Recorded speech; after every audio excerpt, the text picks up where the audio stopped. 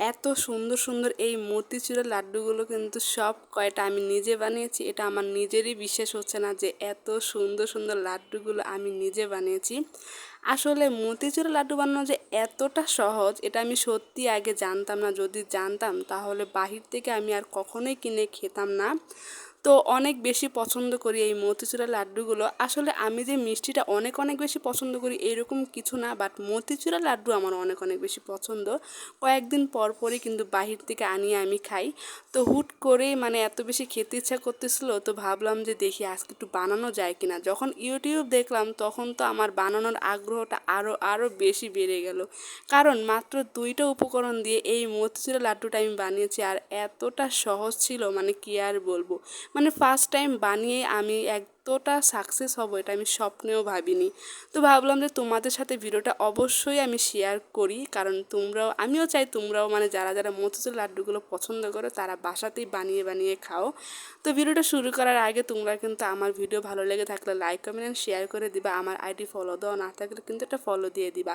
আমি কিন্তু এখানে বেসন নিয়ে নিলাম, আর বেসনের মধ্যে কিছুটা লবণ দিয়ে ভালো করে মিশিয়ে তারপরে নর্মাল কিন্তু পানি দিয়ে আমি এটা গুলিয়ে নিয়েছি। তারপরে এই তো এটা হচ্ছে আমি একটা কড়াইয়ের মধ্যে একটু তেল গরম করে এরকম করে ভেজে নিয়েছি। তারপরে যখন ভাজা হয়ে গেল তখন আমি এগুলো যখন ঠান্ডা হয়ে যাবে টুকরো টুকরো করে আমি এখানে মানে ব্লেন্ডারের জারের মধ্যে দিয়ে দিব। তারপর এটা হচ্ছে আমি ব্লেন্ড করে নিব সুন্দর করে, একদম গুঁড়ো গুঁড়ো করে ব্লেন্ড করে নিব। আর ব্লেন্ড করলে কিন্তু ঠিক এই যে এরকমটা হবে। তো এই তো ব্লেন্ড করা কিন্তু হয়ে গিয়েছে। আর ভাবলাম যে এগুলোর মধ্যে যদি একটু বাদাম আর একটু কিশমিশ দিই তাহলে কিন্তু স্বাদটা আরও দ্বিগুণ হয়ে যাবে। তো আমি এখানে কিছুটা বাদাম আর কিছুটা হচ্ছে কিশমিশ নিয়েছি।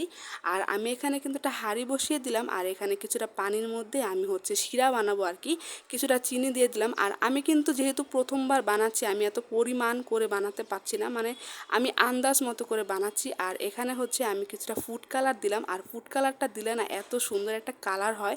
এটা কিন্তু না দিলেও হয়, এটা জাস্ট মানে দেখতে সৌন্দর্যের জন্য কিন্তু এই ফুড কালারটা আমি ইউজ করেছি।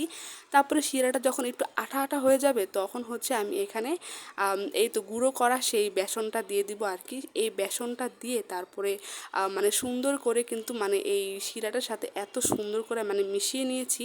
তারপরে এখানে হচ্ছে সেই বাদামগুলো আমি এখানে দিয়ে দিলাম। তো বাদামটা দিয়ে ভালো করে কিন্তু আমি এখানে মিক্সড করে নিব। আর মিক্সড করার সাথে সাথে কিন্তু এটা নামিয়ে ফেলবো, মানে গরম গরম থাকা অবস্থায় কিন্তু এগুলো হচ্ছে মানে যেই লাড্ডুর আকৃতিতে আমি এরকম করে গোল গোল করে শেপ করে নিব। এটা এত সহজ, তোমরা দেখতেছো না, একদম সহজ। আর মানে নিজের হাতে লাড্ডু বানিয়ে খাওয়াটা এটা কিন্তু অনেক বড় একটা ব্যাপার।